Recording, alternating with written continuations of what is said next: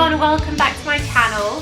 So today we are going to go through the Dolce range of perfumes from Dolce & Gabbana. They have a brand new one out called Rose, the red one, and I have 3 of the others in the range here. I'm going to be taking you through the difference between them all. I'll also include the ones that I don't have and give you my review and which ones I think are best.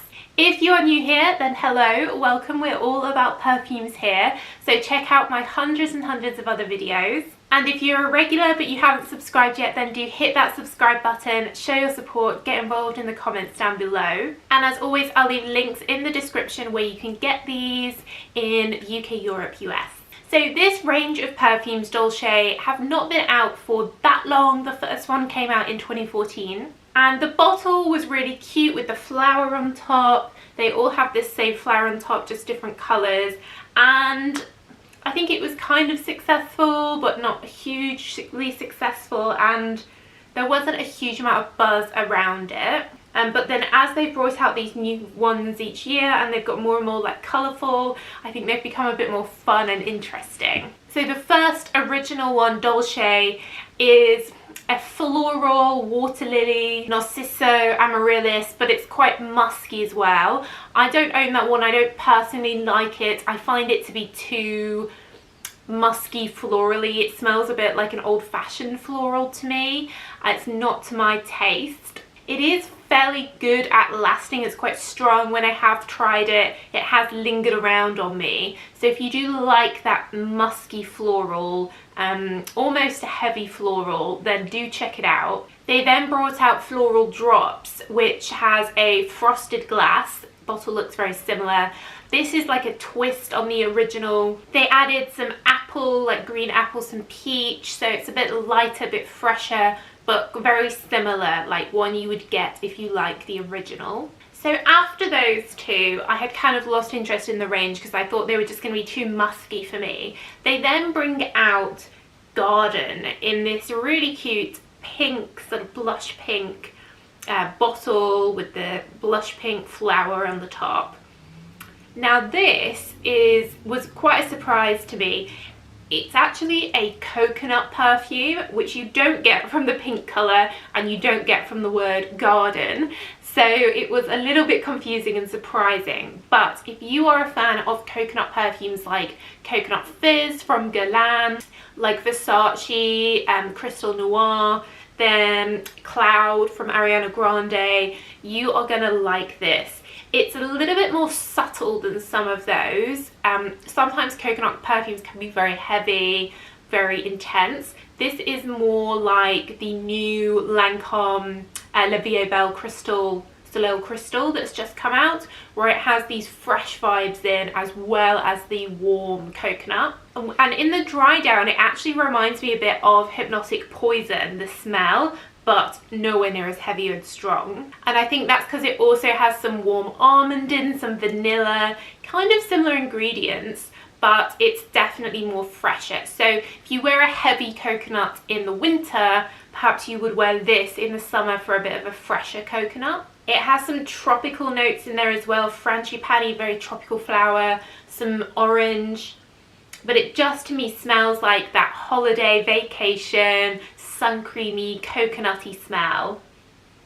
And it definitely lasts well. It's an eau de parfum. It performs like an eau de parfum. You can really smell it on you. It lingers on your clothes especially, I find. And I know that this is probably the most popular one. In the comments, I see you guys talking about this quite a bit. It's definitely got a bit of a following because there aren't a huge amount of coconut perfumes out there. And I think this was a welcome surprise from Dolce & Gabbana. So after that in 2019, we got Dolce Peony. And I was so excited about this. The branding and everything's so pretty, so floral, and the purple colour, I love the purple, and you guys know that I love peonies. So this one definitely has the peony smell in it, and when you first spray it you get a very fresh peony with some warm pear.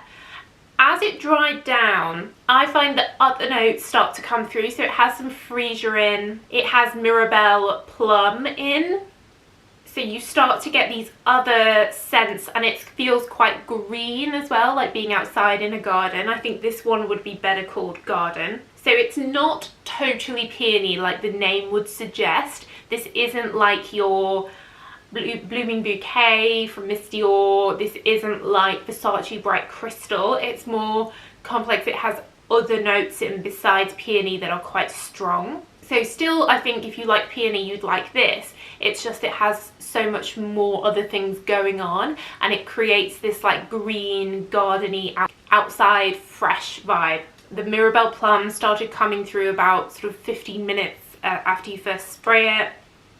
So it definitely changes and develops. It really, really, really reminds me of the smell of spring. I remember growing up, when I opened the windows, like spring, summer, we lived in quite a lush, like green area in the countryside. And that smell that I would get, this really reminds me of it. That like, you know, there's water in the air, maybe it's a little bit humid, and you're getting the smell of a British garden. It's that type of thing. It's, yeah, it's definitely more like British garden, whereas of course this one is like coconut, you know, tropical garden. So after that in 2020 we got Dolce Shine, and I love the colour yellow. It's one of my favourite colours. I was super excited for this. Again, the marketing, the branding was so pretty. This is a lovely smell. It has mango in, quince, grapefruit, it has solar notes in. It feels very summer. Has this oceanic-y solar note in it. It just reminds you of summertime. I love the smell, but I'm afraid it's not great for lasting at all. So I was so disappointed. It's an eau de parfum and everything.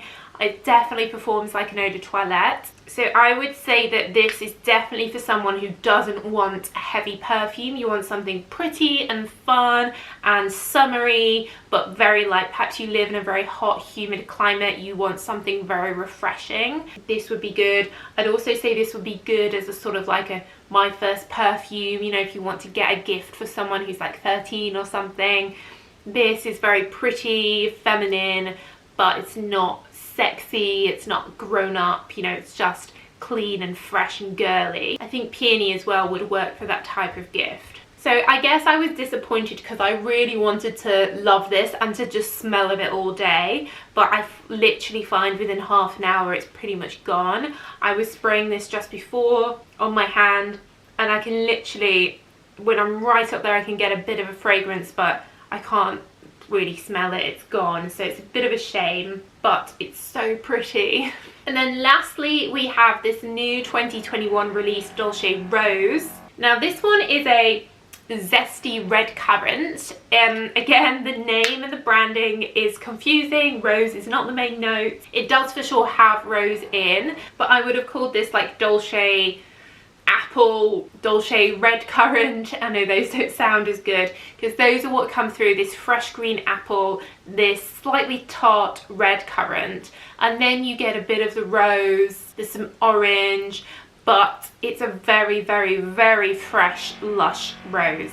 Now this one actually is an eau de toilette, and it performs like an eau de toilette. It's light, it's fresh, it's spring, summer, it's beautiful, smell pretty, but again, it really doesn't last that well, guys. You're going to want to spray a lot. You're going to want to spray it on your clothes, on your hair to really be able to get it, and then you're going to need to top up a few hours later. So overall for the range, I like the bottles, I like the colours, it's fun. The only one that I would really, really recommend and say is like totally Soki approved is Garden. That's the coconut one. The other three, I would say, if you like the smell, but you don't mind that you're going to need to keep reapplying and that it's light, then I recommend them. If you want something that's going to last, I don't recommend those three. And then the Dolce and the Dolce Drops ones, the originals, are okay for lasting, but just quite a musky floral, so not my taste. So that's it, guys. Let me know what you think of the range. Which is your favourite? Do you prefer one of them? If you've got them all, what do you think? Let me know in the comments down below. But that's it, guys. So thanks so much for watching, as always, and I will see you in the next video. Bye!